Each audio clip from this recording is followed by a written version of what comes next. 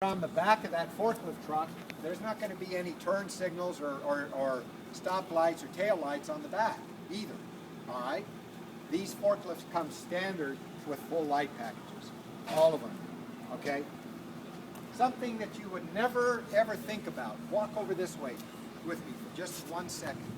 Something, you know, just a couple of little things about this forklift truck that you'd never think about. A guy will walk around this and they'll see these two bolts there, they'll just shrug their shoulder and they won't even pay attention to them. What are they for? Or why are they there? Well, there's a good reason why they're there. Because on most other forklift trucks, constant lifting, lowering, you've got your hydraulic hoses. After a while, what do you think is going to happen to these hydraulic hoses after constant lifting and lowering?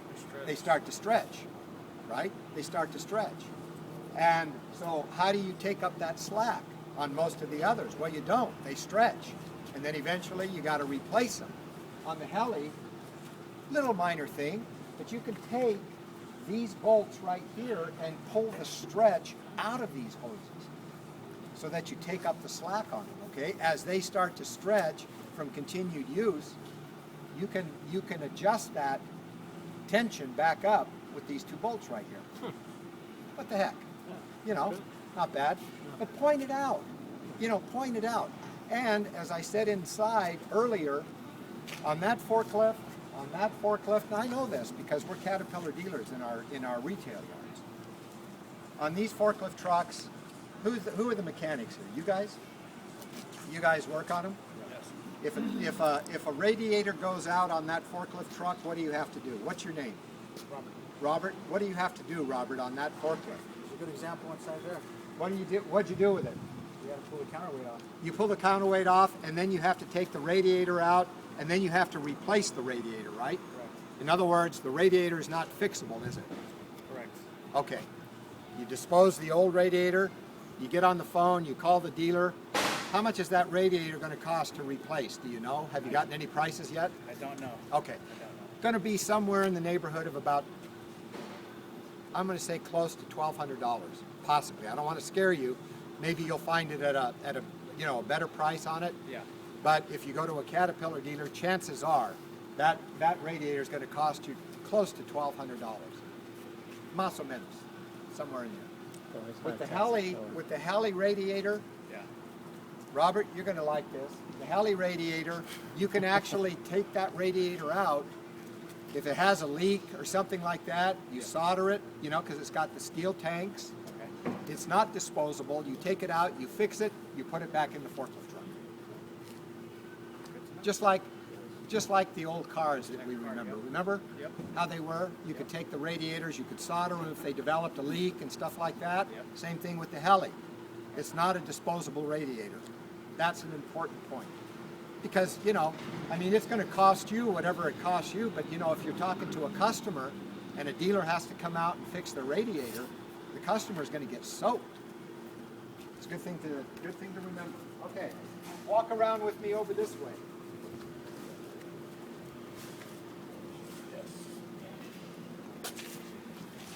There's nothing at all that's extraordinary about this forklift. Nothing.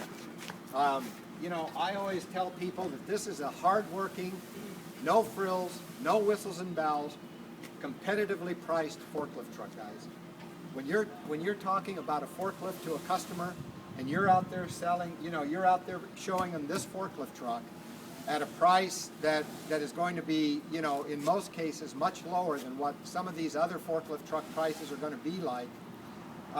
You have to let the customer know that, they're not paying for a lot of extras on this forklift truck that they don't need. What they're paying for is just a forklift truck that starts, stops, lifts, and lowers. That's it. There's very few other options that you can get on this forklift truck that are really necessary, okay? Parts availability, a customer's first question is always going to be, what's parts like? How do I get it serviced? Can I get it fixed if something goes wrong with it? And the answer to all of those questions is yes. We have parts distribution available in Denver. All of our parts we have a fill rate of about 90, a little over 90% fill rate on parts for these forklift trucks. What that means basically is this: you call us up 90% of the time, 9 times out of 10, you're going to get the part that you need off our shelf the very next day. That's 90% fill rate. Got it? Okay? So that's important. You got to let customers know that, you know, we've got a parts distribution center available in Denver, and if we don't have the part, the other master distributor on the eastern half of the United States, Heli Americas, they too have a parts distribution warehouse, and we can tap off of their parts inventory as well. That's really important, because you know the thing that customer, you know, scares a customer to death is you walk onto his yard, you hand him a quote, an unknown brand of forklift called Heli, it's made in China, and the first thing the guy's going to think of is what? Yeah, the price is great, you know, it's a piece of shit, right? And you can't get parts for it. Not true. It's not a piece of shit, and you can get parts for it. All right. The other thing that I, yeah. Wrong on both counts. Wrong on both counts. Okay. Now, you know, you can always talk about the operator compartment. You can talk about all of this kind of stuff. You know, an operator compartment is an operator compartment. I don't care whose forklift truck it is. Don't spend a lot of time there. The thing that sells this forklift, the thing that sells the steak, is the sizzle. You know, it's not the steak itself. And, you know, along with the upright, the front end of the forklift truck, which really matters because this is the end right here that picks up the loads and how, you know, and it provides stability and safety and all that kind of stuff. But the second most important thing is going to be what? The thing that drives the whole thing, right? Okay, this is what drives it right here. And this is the 3-liter, the GM 3-liter engine. Where's Robert? He left. He said, I've had enough. Ran away. Okay, this is the GM 3-liter engine. USA. Now this is kind of wet. We're probably going to get all kinds of dirty here, but that's okay. I just want to make sure that I point all of this out to you. You know, all this stuff comes apart pretty easy, and you're not going to be dealing with all this water and all this kind of stuff with a brand new forklift truck. So it's all going to be nice and clean, and your hands are going to be nice and clean. And the point behind all of this, and the reason why I do this, is to show you, if you're a mechanic, or if you've got a mechanic who's standing there looking at your demo or evaluating your lift truck, one of the things that always goes through a mechanic's mind is what? Yeah, serviceability. How easy is it going to be for me to get underneath there to maintain this frickin' thing, right? That's what's going through their mind. So the easier they can get to all of this stuff, the better it's going to be for them. And you know, so I just like to point out that it's easy to take this thing apart, and I would do it on every demo that you can possibly do it on. Okay. I mean, it's one thing to go through and, you know, you can, like some sales guys do, you know, oh, we got a low step-in height and all that other crap. Big deal. Everybody's got a low step-in height. We don't care about that. But what I definitely point out to them is the heart of this machine, and the heart of this machine is the transmission, manufactured by Heli. We've never had a transmission problem on these machines, thank you, sir, since we've been marketing them. And the GM 3-liter engine. Those are the things that you need to point out to them. And oh, by the way, the hydraulic filter, the filter for the transmission is on the top of the transmission. It spins on and spins off just like a car filter would, an engine oil filter. You don't have to climb up underneath to change the filter. It's right there on top. Okay? And then this is your fuse box. Now listen, everybody here knows that you don't tamper with these fuel systems, right? You guys in the service department, you don't tamper with it. It's illegal to tamper with it. Am I right? unless you really know what you're doing. Unless you're certified. Unless you're certified. We have a certified training school that's going to be taking place in October. Jeff and Kevin will figure out who's going to attend that class, and at that class, whoever they send is going to experience firsthand how to connect to the onboard computer, how to diagnose the fuel system, and how to do all of that kind of stuff. You know, I don't know how to do it, but that's the training that you're going to receive. But here's the good news. Unlike most of the other manufacturers that you run into out there, you know, they'll sell you their connectors, you know, and the stuff to connect to their fuel systems at a very, very, very high price. You're shaking your head. You know about it? Marked up. Everything.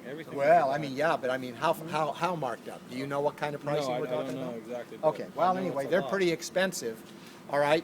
Now, if you're already using, say, the connector for a Caterpillar, the connection that goes from your laptop or whatever to the onboard computer, it's the very same connector that you can use for ours.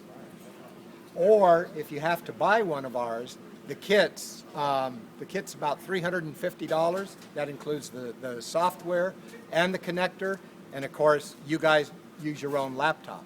All right.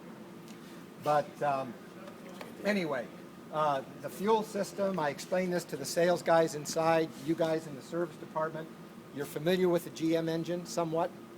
To a degree. To a degree, yeah. Okay. Been used in the forklift industry for years, One of the most powerful engines out there. The GM engine is actually made in Mexico. I don't know if you knew that or not. That's where they make them. That's where they've been making them for a lot of years.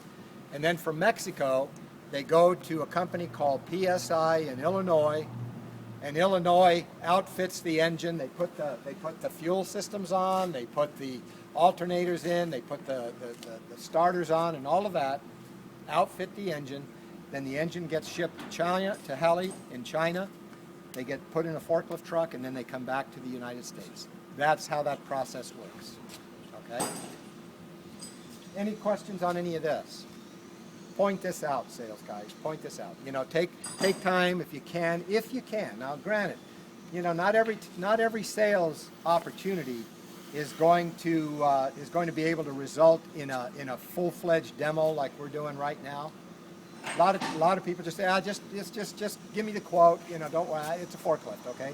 Or you might demo it and they'll drive around on it and the operators will say, yeah, I like it. They'll give you your blessing and whatever, and you're a contender, all right? But if you do have to do this, and if they do give you the time to do this, point it out, because you'll be surprised at how many other salespeople there are out there today selling lift trucks. They would no more go through this than, you know, all they do is just deliver quotes. Some of them don't even deliver them in person. They fax them to them or email them to them. So be the kind of salesperson who's willing to show a customer that you're going to take the time to explain. If they'll give you the time, you'll take it. And you'll tell them what this forklift truck is all about, okay? Okay. All right. You know, there's other things to point out. Again, you know, there's the radiator. We talked about that. The radiator is a very important component on the lift truck, just from the standpoint that it's repairable. Doesn't have to be, you know, it's not disposable. Here's one other little item, just a small item that I think you'll appreciate, and that's this little paraffin little filter here, Parker Hannafin. It's just a little filter, and it comes down from the LP tank. Well, the reason for this, I mean, is to filter out. You know, there's a lot of junk in LP gas, and if it's not filtered out properly, that junk can then work its way down. If you don't have something like this, it'll work its way down into that very, very, very expensive fuel system, and it can cause problems, right? And we're talking larger, you know, the larger particulates and stuff that sometimes, or even, you know, stuff inside steel LP tanks and whatnot. You know, there's all kinds of stuff. Well, I don't know. I don't think from my experience with Caterpillar, you guys might correct me if I'm wrong, but I don't think they have any kind of filter in between the LP tank and the fuel system, do they? I've never seen it. I don't think they do either. That's the first one I've ever seen. That was a test question. No, I don't think they do either. And I'll tell you something, a lot of other manufacturers don't offer one either. All right? It's a A very lot of other sensitive manufacturers don't offer one either. This thing right here will cost you probably about 75 bucks, 65, 75 bucks. Wow, what an investment. You replace it once every, once every 500 hours or thereabouts. You just buy one, or you keep them on the shelf, or you order them from our parts department to keep them on the shelf once every 500 hours or so. Slap a new one on there. And it doesn't matter then. If a lot of times customers are using their own LP, or they're using their own LP tanks, whatever. That stuff has junk in it. LP fuel is dirty. And so this is just another extra little measure that we use to protect the fuel system. Any questions? Okay. Solid pneumatic tires, we mentioned that indoors. These are what we call solid pneumatic tires, and I don't think you guys are strangers to them. I'm sure your Caterpillar has solid pneumatic tires.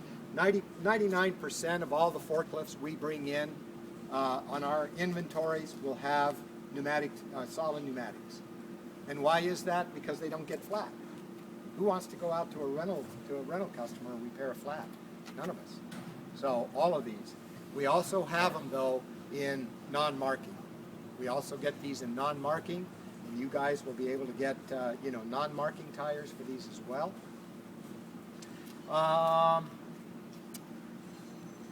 What else can I tell you about it? Oh, well, this isn't important really. All of the forklift trucks have high air intakes. You know what high air intake is, don't you? No? High Okay. air intake? Air intake. Yeah, this is where your air intake coming is. in through the Up here, ROPS. coming up here. It goes down through your, through your air cleaner here and then into your engine. This is your high air intake up here. There's the counterweight leg. And I probably should mention this.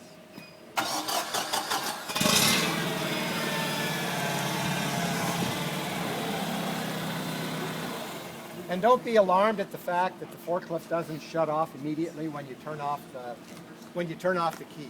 There's nothing wrong with the forklift truck. All of the other forklift trucks do it too. It's just the fuel system. It's because of the fuel system.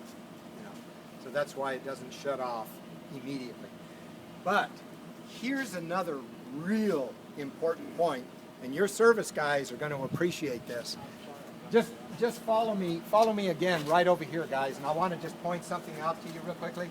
You can just stand right there and look over here.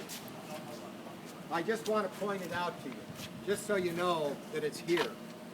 This little chart that you see right here, stuck on right here, don't bypass that. Point it out. This is called a lubrication chart. And what this lubrication chart tells you, or tells a service guy, a service technician, is where every Zerk fitting on this forklift truck is. We have no sealed bearings. There's no sealed bearings in the steer axle. There's no sealed bearings anywhere on the forklift truck. They're all Zerks. Service guys, agree or disagree? Important? Something good to have if you're doing your maintenance, your routine maintenance in your forklift, on your forklift. Kind of be nice to have a chart available, easily available, to see where all your Zerk fittings are and stuff, what needs to be greased. Sure. So, again, just like these two tensioning bolts here for the hoses. Don't bypass them. And don't bypass that little Parker Hannafin filter and stuff like that, because those are things that a lot of the other OEMs don't have that are important. Okay? All right. And that about covers it.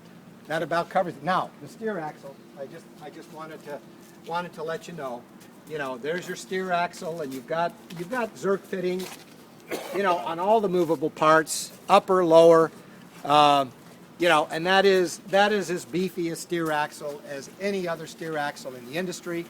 And there's not a whole lot I can tell you about, you know, the zing of this steer axle as opposed to anybody else's. But you know, other guys are going to be pointing out their steer axles. You know, point your steer axle out too. We don't take a back seat to anybody with our steer axle, and we don't take a back seat to anybody with our transmission, our drive axle, and our engine. That is the heart of this forklift truck. And don't hesitate to mention the fact we don't have problems with our, and this is verifiable. We don't have problems with our steer axle or our transmissions. And that's why rental companies love us. That's why rental companies started buying these things 6 years ago, and they've come back since then at every ARA we go to, and they say, we really like those forklift trucks because the cost of the maintenance and the cost of the service is far below some of the other brands that we've been using for years. Don't apologize for them, you know? Just because it's made in China, just because it's got somewhat of a weird name, don't apologize for that, because it's all of this right in here that makes the difference, okay? And you can also see weldments, you know, your fenders. Look how thick these fenders are, steel. Good fit and finish, you know. Robotics, you know, we're talking about robotics. You know, all of this. There was a time when we first started, when they were back in their old warehouse, their old manufacturing plant. You know, China has a lot of people. They put these people to work. These guys were sitting there with you know, with welding torches, welding all this stuff on themselves. So, any questions? Again, as I mentioned, you know, these tilt cylinders are exposed on the G-Series forklift truck. They're not exposed, but don't let that alarm you. Doosan cylinders are exposed too. That's no big deal. It's no big deal. In fact, it's probably better in most cases because they're easier to get to and easier to maintain. All right? In Chinese, the word Heli means to work. To work. 1957 is when they started building lift trucks. And they built a great product. We're really proud to be associated with it. And I think you guys will be too. That's about it, guys. Can you recap the forks, because I missed that in the mast just for. So what again? Can you recap the upright and the mast? I missed that whole thing. Upright. Okay. All of the steel that goes into this upright comes from Germany, even though the mast is manufactured at Heli. Okay, but it's German steel. The mast itself, this same mast is used on the 4,000 through 7,000 pound capacity forklift trucks. So the very same mast, outside of the carriage, of course, because this is a Class 2 carriage. When you get to a 6,000 pound capacity forklift, you go to a Class 3 carriage. Okay. Just the bars are spaced a little wider. Okay. But this is the same upright on the 4 through 7. You have your full face rollers up here inside the channel. Full face, these are about 6-inch diameter rollers. And just as important are your side thrust rollers, which face in this direction, which create stabilization on the upright when it's all the way up. This upright goes up 15 feet in the air. And if I'm somebody lifting a almost capacity load 15 feet in the air, I want to know that that load is as stable at 15 feet as it is down here at the bottom. And that's what these side thrust rollers are for, and not many of the other OEMs, due to pulling costs out of their equipment and so forth, many of them have taken things like side thrust rollers out of their masts for that very reason. This mast was copied from the old days when Clark used to build one of the best masts, one of the best uprights in the forklift industry. And that's largely who that was copied from, was Clark, because Clark had the best. The carriages are the same. The carriages, these all come standard now with integral side shifters, but the carriage itself is a 6 carriage roller, 4 rollers inside the uprights that roll up and down with the carriage inside the upright, and then 2 side thrust rollers on either side, 6 roller carriage. Okay? And again, that's all made for stability. Thank you. Okay? That's it. Thank you. Okay?